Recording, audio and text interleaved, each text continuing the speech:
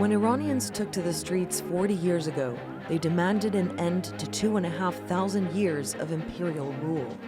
A city scarred by rioting in angry protests against the Shah. Their target was Shah Mohammad Reza Pahlavi, the head of a monarchy with close ties to the West, and a powerful military that fired on protesters, killing dozens. The demonstrations and arrests go on. By January 1979, the Shah had been driven out.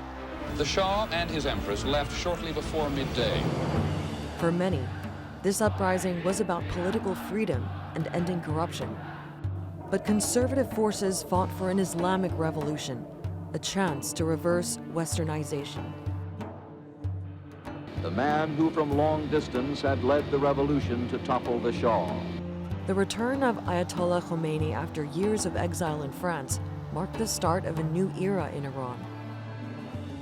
But once in power, Khomeini abandoned early promises of free elections.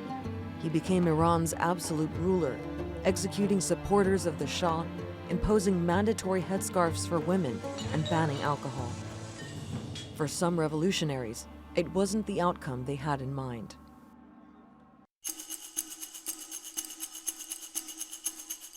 Four decades later, a new Ayatollah is in power, and many in Iran are commemorating the birth of an Islamic republic. Things are much better now with regards to the hijab and Islam. We are Muslims after all, and religion is our priority. But the thirst for change that once united Iranians against the Shah has been rearing its head. In 2009, the so-called Green Movement saw millions take to the streets to demonstrate against what activists said was election fraud. And in the last 2 years, protests have sparked up again, this time in rural areas and even in conservative strongholds. These protests are driven by the lower levels of society who have been hit by major economic problems, losing their money when credit institutions collapsed.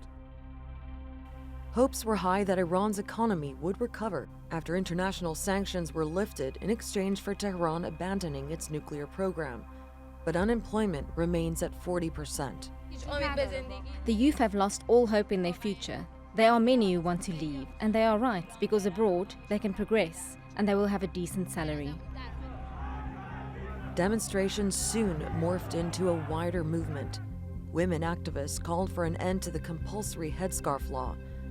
And thousands of exiled Iranians with access to social media also chimed in to demand freedom for their country. In response, Iranian forces have clamped down, killing dozens and arresting more than 7,000 people last year, according to rights group Amnesty International.